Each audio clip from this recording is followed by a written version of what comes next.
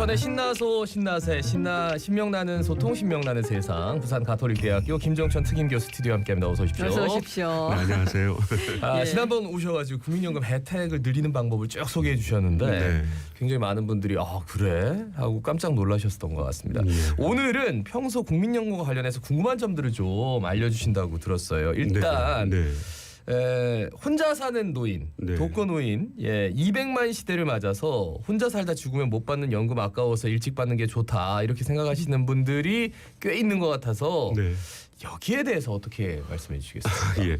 지난번에는 이제 가입하시는 분들이나 가입하지 않으신 분들이 좀 혜택을 누릴 수 있는 방법을 네네. 말씀드렸는데 실제로 작년에 그 정상적인 시기인 65세 국민연금을 받는 것이 아니라 5년을 앞당겨서 연금을 신청하신 분이 작년에만 한 11만 명이 넘었더라고요. 네, 이게 올해도 보니까 통계를 보니까 90만 명이 지금 조기 연금을 받으시더라고요. 그러니까 자꾸 고갈된다 하는 게 좀 스트레스가 되는 것 불안해서 같아요. 그러시는 분도 있는데 이제 조금 전에 말씀드렸듯이 네, 빨리 받으면 독거노인이 뭐 유족이 있으면은 나중에 유족연금을 받겠지만 나 혼자 사는데 내가 죽고 나면 냈던 돈 못 받지 않느냐. 그래서 미리 당겨받겠다라는 조기연금이 늘어나는 상황을 우리가 지금 겪고 있는데 근데 선진국하고 비교해볼 필요가 있을 것 같습니다. 네네. 선진국 같은 경우는 오히려 조기연금이 아니라 좀 늦춰서 받는 경향이 있습니다. 젊었을 때 70세까지 자기가 벌어놨던 돈을 충분히 다 쓰고 연기연금하면 우리나라는 5년 연기하면 36%를 더 받거든요. 크죠. 예. 근데 일본은 84%를 더 받습니다.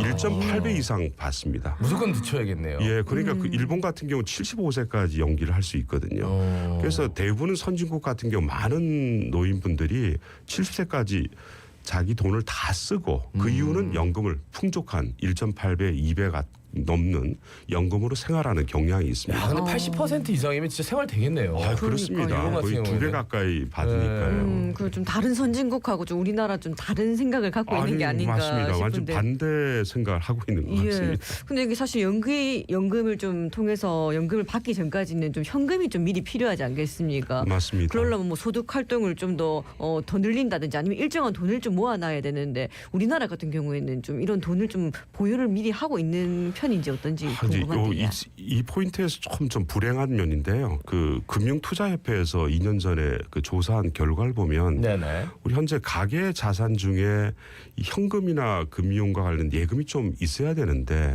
우리나라가 예금 비중 자체가 한 43%밖에 되지 않더라고요. 선진국 미국이나 일본 같은 경우 60%에서 70%가 됩니다. 오히려 비금융 자산에 우리나라 국민들은 대부분 묶어두는 경향이 좀 다 심한 부동산이죠, 뭐 지금. 네, 64% 다 연끌해가지고 집 사고 그래서 맞습니다. 통장에 사실 마이너스 아니면 다행일 정도로. 금융자산이 그 비금융자산의 64% 이상을 묶어두니까 네네. 쓸 돈이 없지 않을까라는 그렇죠. 생각 듭니다. 참 큰일입니다. 예. 근데 그 부동산이 사실 왜 묶여 있냐라고 하면 그게 진짜 이 올라가는 속도가 어마어마하거든요. 지금 돈이 될 지금까지는. 거라고 또 기대하고 있기 때문에 그렇지 않겠습니까? 지금까지는. 근데 이제 노후를 위해서 보험연금이 충분하면 여기 노후도 좀 괜찮지 않을까. 그러니까 극단적으로 요즘 너무 부동산에 포커스가 맞춰지니까 보험이나 연금보험 여러 가지 국민건강보험, 그러니까 연금, 국민연금, 개인연금 이런 것들로 준비하시는 분들이 이거 이래도 되나 이렇게 생각하실 수도 있을 것 같아가지고. 그러니까 현금이 없더라도 미래에 받을 개인연금을 많이 가입하시거나 그런 어떤 보험이 가입하시면 좋은데 이 보험조차도 우리나라의 그 비중 자체가 한 10.8%밖에 되지 않습니다.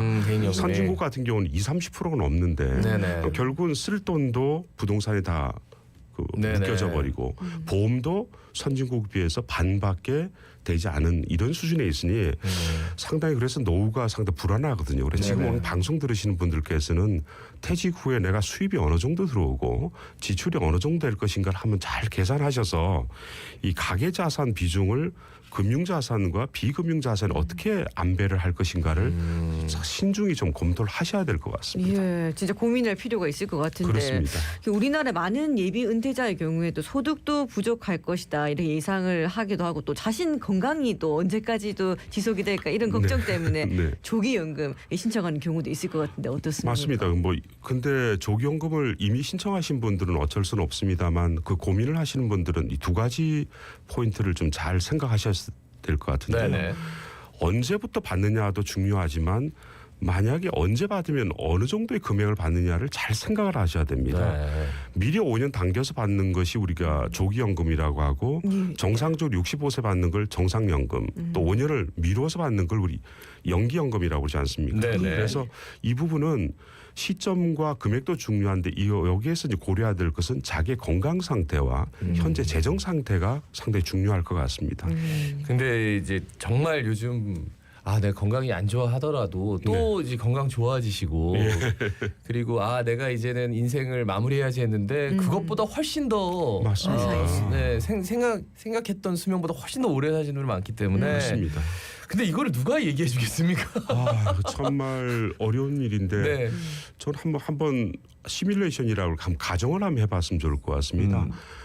현재 60세라는 분이 한 분 계신데 네. 만약에 자기가 65세 연금을 받으면 150만 원을 받는다고 가정할 때요. 65세부터 150만 원 받으면 1년엔 1,800만 원 받지 않습니까? 예. 근데 5년 당겨서 받으면 30%를 손해 봅니다. 감액을 해서 그럼 1년 치면 1,260만 원 정도 되거든요. 예. 당장 급해서 받으신다지만 정말 급하지 않으시면 잘 생각하셔야 되는데 100만 조금 넘네요, 그죠? 평균 수명이 요즘에 현재 기대 수명이 84세가 넘어섰거든요. 그렇죠. 그럼 지금 60세 같은 경우는 더 오래 사실 거란 말입니다. 그렇지.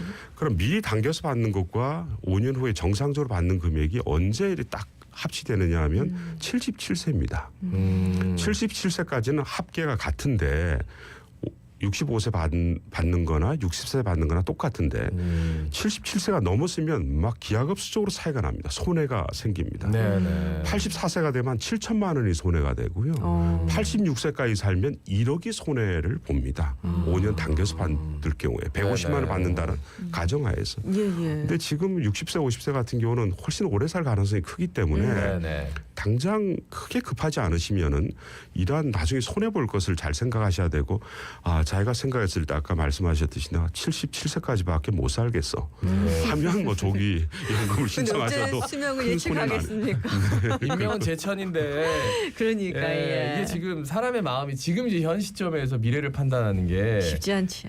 정말 쉽지 않죠. 근데 어쨌든 그렇다.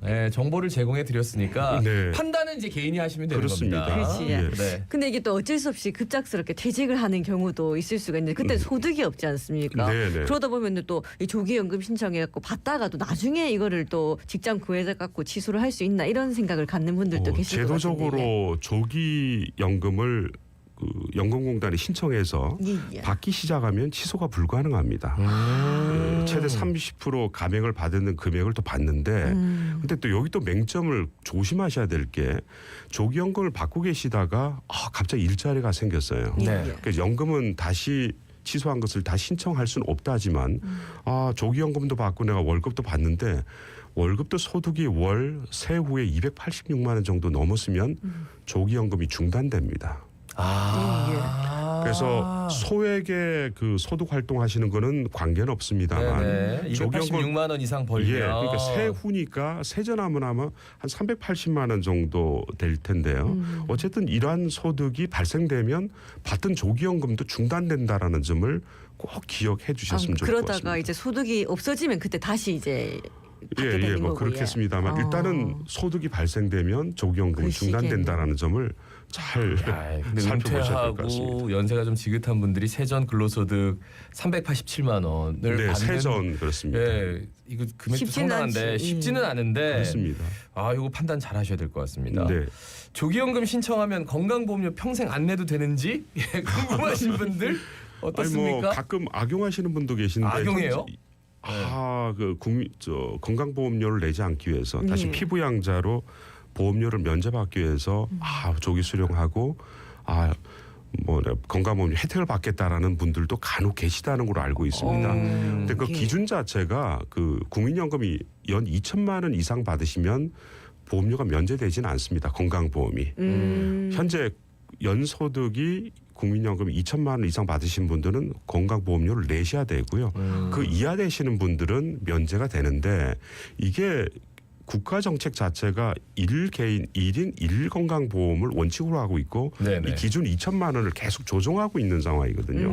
그래서 언제도 다시 면제가 박탈될 수도 있지 모르기 때문에 네네. 이것을 잘 유념하셔서 가급적이면은 그 면제될 거라는 생각을 안 하시고 계시는 것이 오히려 더 합리적이지 않을까 생각됩니다. 예, 어쨌든 다시 취소는 네, 못하니까 네, 네, 그런 그렇습니다. 부분도 고려를 해라라는 말씀이시고 네. 이 개인연금 같은 경우에는 사실 또 우리가 상황이 안 좋으면 넣다가 이거 못 넣겠다 싶으면 중도 해지하는 경우도 있지 않습니까? 그럼 국민연금은 좀 어떻습니까? 보통 뭐 우리가 사적연금 같은 경우는 끝까지 가는 분들보다 오히려 중도 해지하는 경우가 많지 않습니까? 네네. 그건 뭐 본인의 선택에 의해서 하지만 국민연금은 그게 불가능합니다.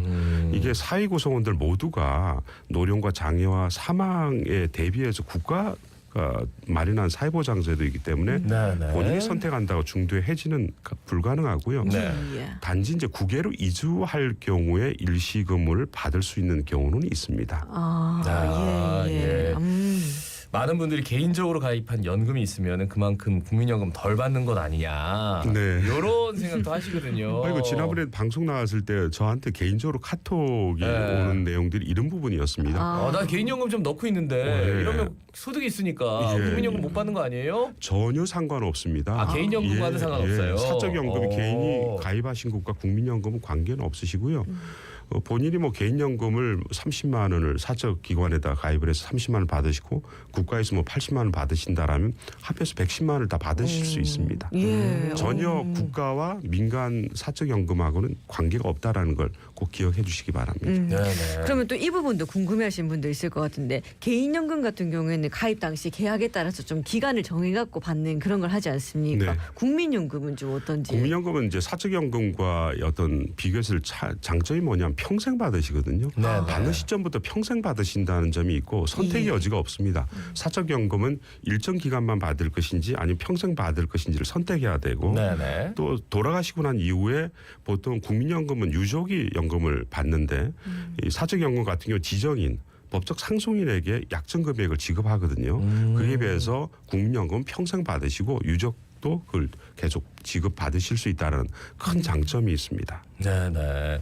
보통 개인이 가입하는 연금이 이제 물가 변동을 반영하지 않는 걸로 아는데 국민연금은 어떻습니까?